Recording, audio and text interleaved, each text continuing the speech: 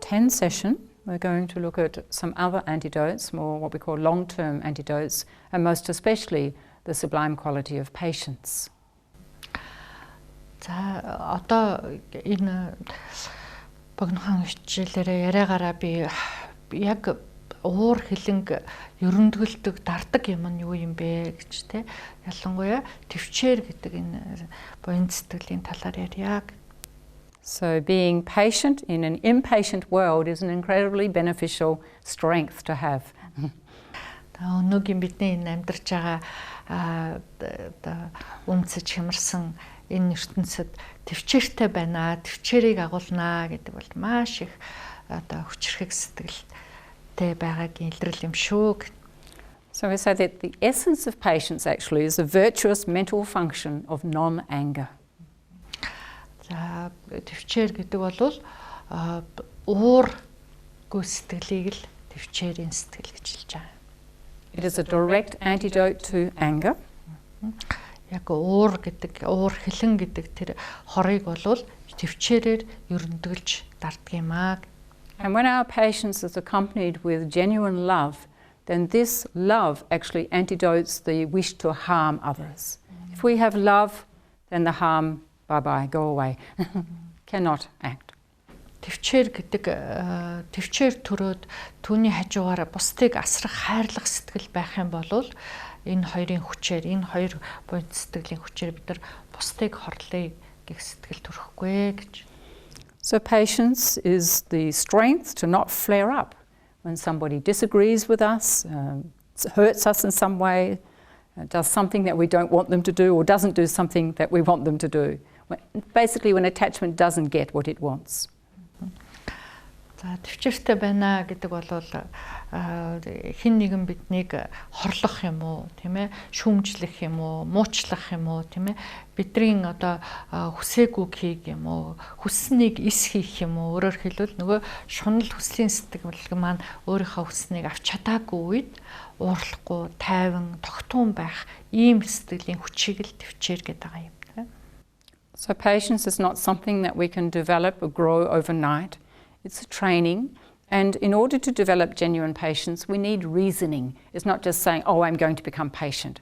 We actually need to give reasons to our mind to think differently, to think apart from an angry response, how we can transform that mental energy into patience. Төвчээрийг бид нар ганц нэгэн өдрийн дотор төрүүлждэг юм бишээ гэж тийм ээ. Энэ бас хугацаа шаарддаг. Хамгийн гол нь учир шалтгаан хэрэгтэй тийм ээ. Би одоо төвчээртэй байна гэдэл бас төвччихдэг юм биш тийм ээ. Ойлгож ухаарах хэрэгтэй. Яагаад төвчих ёстой юм бэ гэдэг тийм ээ. Төвчээр гэж юу юм бэ гэдгийг тийм ээ. Төвчин гэж юу юм бэ гэдгийг нь ойлгож ухаарнаа гэсэн үг байна. So in these shorter sessions, of course, we can only present these reasonings very briefly. In our full course, we went into these in more detail. But the first one is what we call the expression of karma, cultivating patience on an understanding of karma. Энэ бид нар богинохон ярьж байгаа хичээлүүд учраас энэ дээр би их одоо урт гүнзгий тайлбарлаж чадахгүй байна тийм ээ. Арай одоо цагтай хичээлүүд дээрээ бол би энэ талаар илүү гүнзгий тайлбарладаг гэж тийм. За хамгийн ихний санах хэвээр юм яа юуг ойлгож ухаарах хэвээр юм бэ? Ямар учир шалтгааны ухаан байх юм бэ гэхлээр үүлийн үрийг ойлгох хэрэгтэй. Тэгжээж төвчээр төрдөг. So for example, when anything unfortunate happens to us, somebody pushes our button, you know, we have certain sensitivities, somebody does or says something, then we feel ourselves reacting, then to remember that actually if I hadn't created the cause for this experience, there's no way that I could be having this now. Энэ юг ойлгоно гэсэн үг юм бэ гэхлээр өөрт тохиолдож байгаа хэцүү бэрх болгоно тийм ээ бэрхшээл зовлон болгоно. Ялангуяа бидний уур хилэнг төрүүлээд байдаг хин нэг нь намайг муучлах, надад хорсох, уурлах, дургуутсах, шүүмжлэх гэх мэт бол миний үүлийн үр дагавар юм шүү дээ гэдгийг ойлгосон ийм ухаарал байх хэрэгтэй юм аа гэж тийм ээ. Би шалтгааныг нь бүтээгээгүй бол ийм үр дагавар надад гарахгүй байсан гэдгийг ойлгох хэрэгтэй байна. So not easy to think at first like this, but actually if we explore the teachings of karma, we meditate upon them, then it's true, the cause and effect, that there is nothing that we can experience if we haven't created the cause for. Of course, we need to go into that in much more detail, but we're just taking the essence here. Шалтгаан байгаа учраас үр дагавар гарч байгаа юм байна. Надад тохиолдож байгаа болгон миний амсаж эдэлж байгаа болгон урдын шалтгаантай юм байна гэдгийг бид нар бас шууд ухаарчхад амар хэлбэр биш тийм ээ. Энийг бид нар үеийн өөрийн сургаал номын сонсож тайлбарыг мэдчихээж тэгээд тунгааж бодож бясалгаж ээж энэ өөрийн сэтгэлд буух юм аа гэж тийм. Тэгвэл энд бид нар юуг ойлгоход болж ийн вэ гэхээр энэ богинохон хичээл учраас ямар нэг юм заавал шалтгаантай байдгаа гэж тий шалтгаангүйгээр үр дагавар гардаггүй юм аа гэдэг энэ зам ёсыг л бид нар ухаарч ойлгох хэрэгтэй. So with familiarity we can begin to remember karma, and more than that we can actually think, wow, how fortunate I'm actually exhausting that particular negative karmic seed from past. Then we can even be happy for it, and instead of getting angry we have a very different response, a positive beneficial response.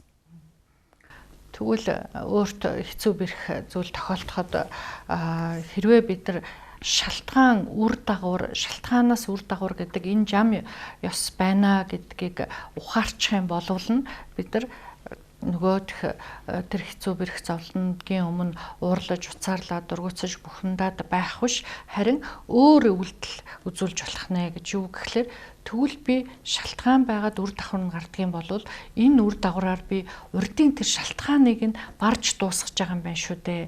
Харин ч одоо сайхан хэрэг боллоо гэж баярлаж баясаж болох юм байна. And then the second reasoning, we call it the love and compassion patience. За дараагийн төвчээр бол асрал хайр инэрл нэгүүлсэл дээр суурилсан төвчээр байна.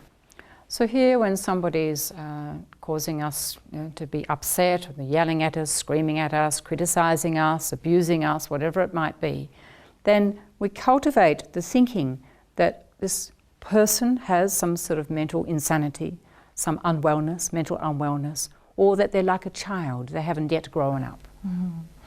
За тэгвэл энд ямар ухаарал төрөх юм бэ гэхлээр зэрэг хин нэгэн намайг шүүмжилж, муучилж, гутааж, доромжилж байгаа болвол тэрэнд би одоо уурлаж, бухимдаж охин оронд юу гэж харж болох вэ гэхлээр хөөрхий сэтгэл санаа нь тавгүй байгаа юм байна да гэж тийм ээ.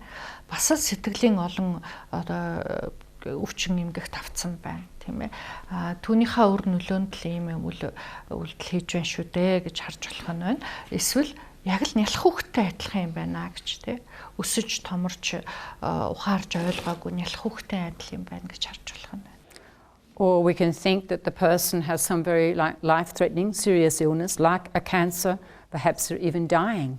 And so they're facing something that's incredibly difficult for them, and their behaviour is a reflection of their sickness, not their real person, their true nature. За тэрийг бид нар бас айхтар хүнд өвчт хүмүүс түүнийхээ нөлөөнд автаад хэцүү бэрх зан авир гаргахад бид нар тэрэнд уурлахгүй төвчиж чаддаг шүү дээ. Яг тэртэй адилхан сэтгэлийн айхтар хүнд өвчөнд автсан юм байна гэж тийм ээ. Сэтгэл нь эрүүл сарвал биш байна. Тийм учраас тэрнээсээ болоод энэ адилын одоо зан авир гаргаад байгаа юм байна гэж харж тэр талаас нь харж чадах юм бол бид нар бас уурлахгүй төвчиж чадах.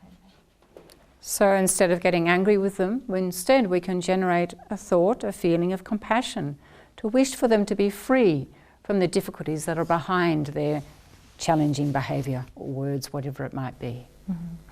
Тэгвэл уурлаж бухимдаад байхын оронд бид нар юу гэж харж болох вэ? Нөгөөд одоо төвчээрийг төрүүлэх тэр сэтгэл маань юу байх вэ гэхээр инэрл нэгүүлсэл байж болох нь тийм ээ. Ийм зан авир гаргаад байгаа тэр зовлон бэрхшээлээс салаасай гэж бодох, инэрч нэгүүлсэх ийм ухаарал байх юм бол энэ ухаарал дээр дөрөөлөөд аянда төвчээр төрнө. And then accompanying the compassionate thought, of course, we can use love. And so love is then wishing for them to be happy, to actually have that, turn their situation around, to be happy, to be peaceful. So in this way, rather than getting angry, we approach the whole experience from a compassionate, a love point of view. And it becomes something beneficial instead of harmful. зовлонгүй байгаасай да гэж бодхоос гадна жаргалтай байгаасай гэх буюу асархуун сэтгэлийг төрүүлж болох нь тийм ээ, асарж хайрлж болох нь энэ хүн жаргалтай байгаасай, энэ өөртөө тохиолдоод байгаа хэцүү бэрхшээлтэй болгон арилаад тий өөрийн сэтгэл санаанд тайвширж амраад жаргалтай байгаасай гэж бодож болох юм. Тэгвэл энэ нөгөөнийг намайг уурлаж чилэгнүүлэх байсан тэр нөхцөл байдал эсрэгээрээ харин өөрийн сэтгэлд асрал, инэрлийн сэтгэлийг төрүүлэх ийм таатай нөхцөл болоод хуурчиж байна гэсэн үг байна.